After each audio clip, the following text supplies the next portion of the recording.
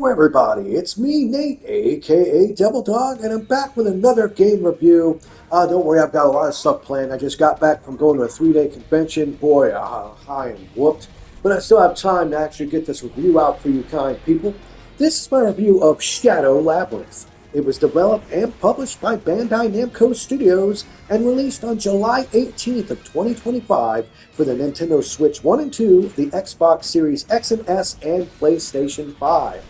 This is one of those games that I'm thinking is kind of odd. It could have went to last gen, but they just basically, other than the Nintendo Switch, apparently it's only current gen.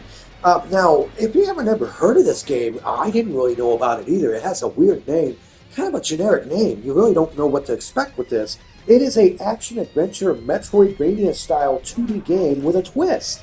It's actually a Pac-Man reimagining. It's set in the Pac-Man cinematic universe. Yeah, I love saying that, but it actually is. This is supposedly a reimagining of the classic Pac-Man series. Yes, a lot more darker and grittier in tone, where you play as a character named Swordsman Number 8 that is going through these Castlevania-style levels, fighting different enemies, collecting pellets that you defeat the enemies for to upgrade your character's abilities, power, strength, health, the standard issue stuff there, while you go around fighting different bosses. Now, alongside your ability to control your character with jumping, wall grabbing, wall climbing, dashing, and more, you are also accompanied by Puck, a sentient yellow orb that you can actually fuse into and become, that allows you to actually turn into Pac-Man.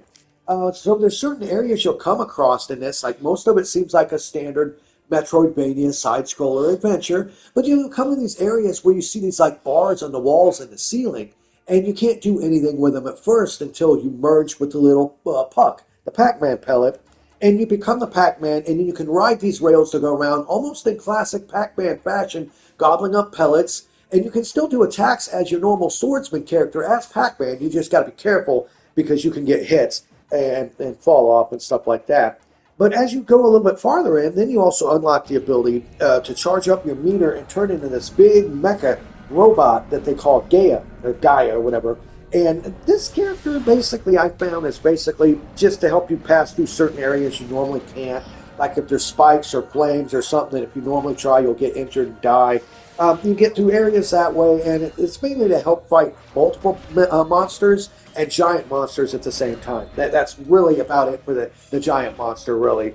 Now, the other thing I noticed going through this is it's a rather large game. You're fighting all these enemies that they do not respawn unless you die. Once you die, the enemies respawn, but you can farm in this. You can actually go to an area, kill the enemies. If you die, you do not lose any of the pellets you collected, and you spawn back at your most current save point / teleportation location. You don't lose anything, so it's not like a Demon Souls sort of thing where you lose everything, or like Blasphemous. No, this is definitely not like Blasphemous. It's a lot more forgiving and fun in this, and it's still challenging. Honestly, it's interesting that you can do that to get enough of these pellets to upgrade your character as you go through. But also, I noticed there's bonus levels in this that are really cool, where it's almost like a classic Pac-Man Championship Edition, where it's like a standard Pac-Man maze you go through, eating the pellets and actually eating ghosts. So it does have some original Pac-Man action in this, but it is mostly this really weird hybrid that absolutely works a lot better than I was expecting. I didn't think you could make a Pac-Man 2D side-scrolling Metroidvania game, but they did.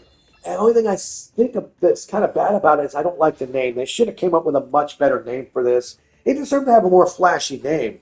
But overall, this game is rather large, too. It'll take you a minimum of around 30 hours to get through this, with some saying it can even go over to 100-plus hours if you want to collect and do everything. So it is definitely a long game, and it's set across these 6 giant maze-like levels that are all interconnected, much like Metroid. Like there'll be one area you cannot get until you unlock an ability, and then you can go back and go through there and level up. So, like I said, about 30 hours minimum through these 6 giant levels, and each of these levels has a main boss that you fight, a massive epic boss battle that does require you to be on your toes to realize how to do the dash ability to get past them and avoid their attacks, your jumping, your dodging maneuvers, and some parts where you actually even turn into Pac-Man to fight these bosses. So it actually balances out pretty well. I would say it's probably more than half of it is just 2D side scrolling. And, I wouldn't say it's 50-50 side scrolling and 50-50 Pac-Manning, as I would call it. It's limited parts where you can use that ability, same as the robot Gaia. But it's done enough to where you do get to do it enough to where you're like, okay, this is a main thing designed in this game. It's obviously one of the main core components and mechanics that they thought about when they made this game, so it does actually make sense. Like I said, playing this when I first booted it up, and I didn't really know what it was. I'm thinking, okay, this is kind of reminding me of Dead Cells with the art style in a way, and gameplay reminded me of Blasphemous until I realized it's way easier. But the levels are large, maze-like, and it is. It's the best way to describe it is a much easier, more subdued version of Dead Cells style with Pac-Man. That's really what it is.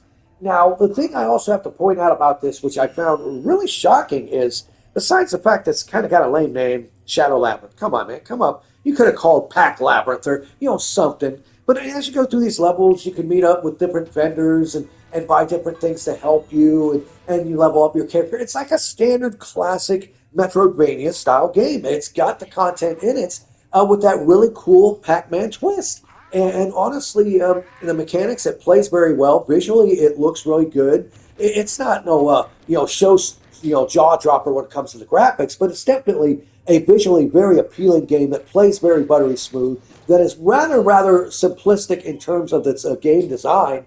But like I said, the puzzles are pretty difficult to figure out. Getting around the areas is a decent challenge. The enemies, especially the bosses, do require you to notice what moves they do, how to dodge them, how to counter them, and how to attack them and beat them. Once your life meter dies, you just immediately spawn right back at your last save point. You don't lose anything, so it's not like, oh crap, if I don't beat this boss, I'm going to lose all the pellets I've collected. No, you're every single bit of the way, you're constantly improving in this. So I can say it's actually a very, very well-designed game, and it is fun, and it is very challenging at the same time. It's not a pushover game. It's definitely not something you're going to pull your hair out playing. I mean, there's some parts that get frustrating, definitely, but the game is designed where it's fun, it's fair, but it also is very challenging, especially some of the boss battles. Honestly, they are the standout highlight of the game next to your giant robot Gaia when you use it. I just wish you actually were able to keep the Gaia robot around a little bit more often than what you do. That's just really the only nitpick I can say with this. It runs buttery smooth. I've had no issues with it. I've had no graphic issues with it. The game hasn't crashed once. There's no lag. There's nothing wrong with this game. It really is a decent game with a really odd, unique Pac-Man twist that actually makes the game unique and fun to play. It's very challenging. And at the price point, you can't go wrong with this. Overall, for a game that's a minimum 30 hours all the way up to 100, it only costs $30. So not only is it a very visually appealing game, it's challenging, it's a really well-designed game, has some really cool mechanics to it. Honestly, it's only $30 as well. So it's actually a very affordable game, for its price. I can sit here and say, without a shadow of a doubt, Shadow Labyrinth is a fantastic game if you love 2D style action-adventure Metroidvania games. And like I said, with the Pac-Man twist of this, the bonus levels of actually playing like levels of Pac-Man in it, honestly, I find myself enjoying this game, being able to play it for long bits and short times, just for a little bit, just slowly improving my character, getting a little bit farther each and every time. Only nitpick I would have to say is I think that the save points are a little far and few in between. But that just adds to the overall challenge. You can't always backtrack to a previous save point and save, and all the enemies you've killed along the way will not respawn until you die. So I can say here and actually say, bravo to Bandai Namco. I think this is a really interesting twist of bringing back a more darker Pac-Man style game. I can definitely recommend for only $30, go and pick up Shadow Labyrinth today if you like this style game. I guarantee you'll find it fun, interesting, and with the Pac-Man twist, it's a really interesting game, and I actually can recommend it. This was Nate, aka Devil Dog, and I want to thank each and every single one of you for watching these videos. Please subscribe to my channel. Please give this video a thumbs up. Leave lots of comments below. I'll answer every single one of them. And of course, here at Devil Dog Gaming, we always end our videos by saying, have fun, play hard, and remember, people, the devil is in the details. Peace out until next time.